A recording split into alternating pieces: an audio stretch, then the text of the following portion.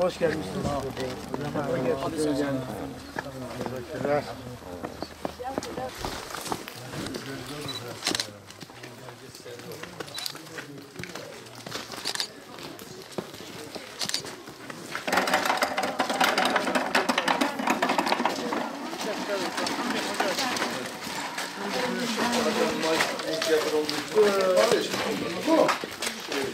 Sağ olasın. Allah şükür. Var mı bir rahatsızlığın? Allah seni bağışlasın.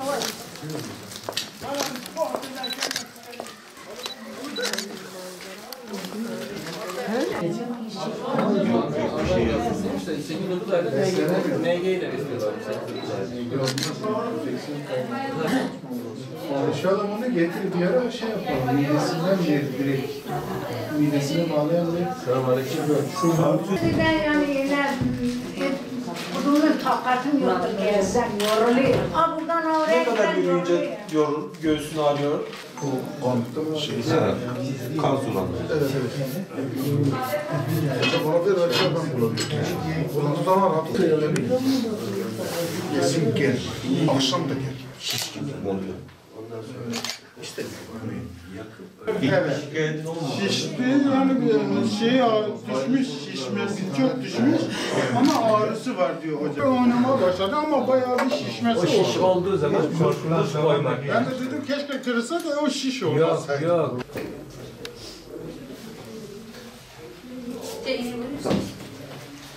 Şimdi sen benim oraya uğrarsın.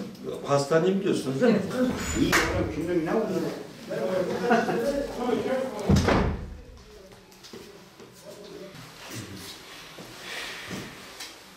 Amca kolunu uzat bana şunu.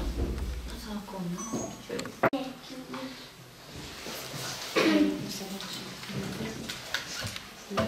Şöyle.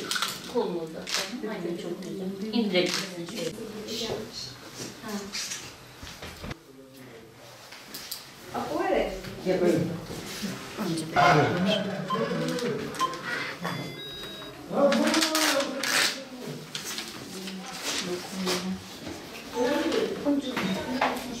amca otursun.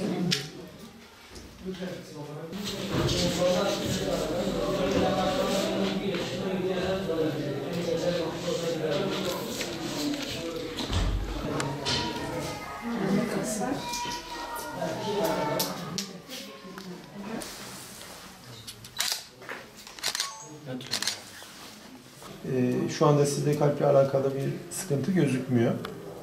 Kalbin yapısı, fonksiyonları, kapakları çalışması normaldir. Evet, bulgular gayet iyi.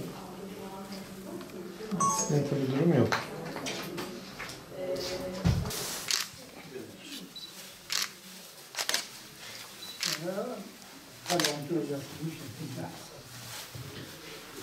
Daha önce anjiyo mu oldunuz?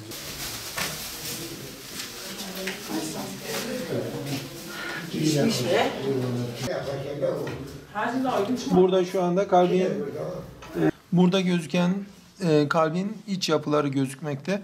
Kalp kapaklarının açılıp kapanması, kalbin fonksiyonları. Nefes al ver amca.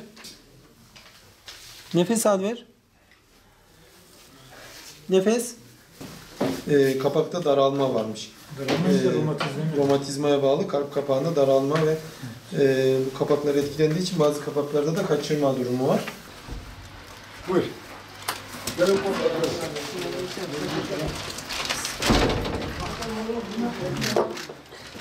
Dur bakalım bir. Dur. Ağrıyan bir yerin var mı bir? Soralım bakalım. Ayağı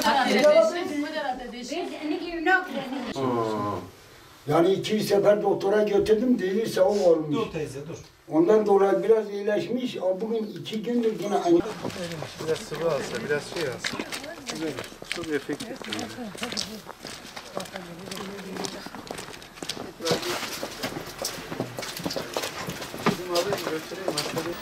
Ateş ölçer getirdik mi? Ha, tamam. Hocam hoş gelmişsiniz.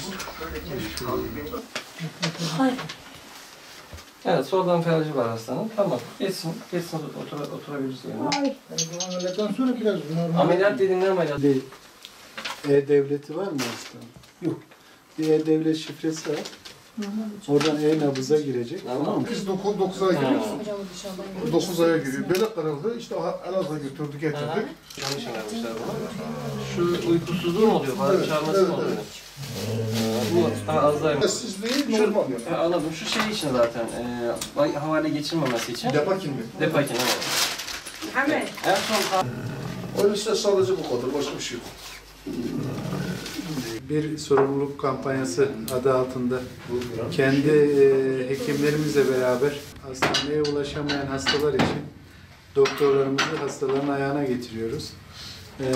Birkaç köy dolaştık. Onlarla ilgili olumlu geri dönüşleri aldık. Hastalar gelip hem kendi çocuk taramalarını yapıp hem kendi hastalarını en azından bir bilgi almak amaçlı muayenelerini yaptırabiliyorlar.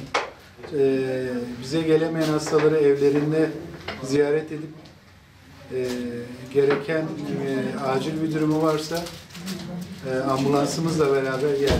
Ambulansımızla beraber gereken tedavi yapıyoruz.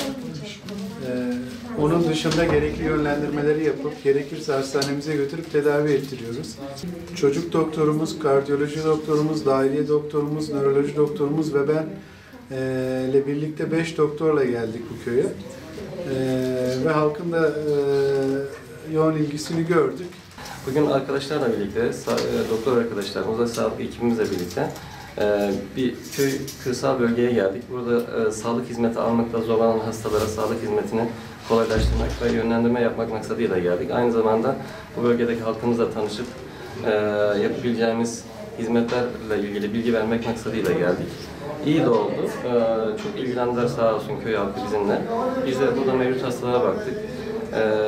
Bazı hastalarla ilgili yönlendirmeler yaptık. Muş kışı sert geçen bir bölgemiz. Hastalarımızın gerek devlet hastanesinde gerek bizim hastanemize ulaşımı zorlukları çekiyorlar. Biz de bir nebze faydamız olur düşüncesiyle hafta sonlarımızda gerek yakın gerek uzak köylerimizde gidip yerinde hastaları muayene ediyoruz. Eğer tedavi imkanımız varsa tedavi ediyoruz. Hastaneye yatma durumları olursa ambulansımızda gerek devlete gerek bizim hastanemize hastalarımızı naklediyoruz. Sosyal sorumluluk çerçevesinde elimizden gelen yardımı yapmaya çalışıyoruz. Bugün hafta sonu Muş Şifa Hastanesi'ndeki diğer hekim arkadaşlarla birlikte kışın sert geçtiği Muş ilinde çeşitli köylerimizde sosyal sorumluluk projesi çerçevesinde köyleri ziyarette bulunmayı amaçladık. Bu amaçla bu köyümüze geldik. Köyde ücretsiz bir şekilde sağlık taraması amacıyla çeşitli hastalarımızı muayene ettik. Bu konuda çeşitli hastaların merkeze ulaşamayan kış şartları altında olan hastalara faydalı olmak amacıyla böyle bir düşünce oluştu. Bu çerçevede buraya geldik. Burada muayene ettiğimiz, tarama yaptığımız hastaları yine aynı şekilde ücretsiz bir şekilde hastanemize geldiklerinde de onlara yardımcı olacağımızı belirttik. Bu hafta sonumuzu bu şekilde faydalı bir şekilde, yani evde oturmaktan ziyade insanlara faydalı olmak adına ve köylerimize hizmet etmek adına buralara geldik. Bu bizi bayağı memnun etti. İnşallah bu kıyıkla sınırlı kalmaz. Bütün köylerimize yani daha doğrusu kırsal kesimdeki köylerimize hepsini kapsar. Malumunuz Muş özellikle biz de ovanın göbeğinde kaldığımız için kışımız çok çetin geçiyor. Kar yağışından dolayı çok çetin. Ve burada hastaneye gidemeyen yatalak hasta, evde bakıma muhtaç olan hastalarımız var. Burada bunların için bulunmaz bir nimet oldu kendilerine.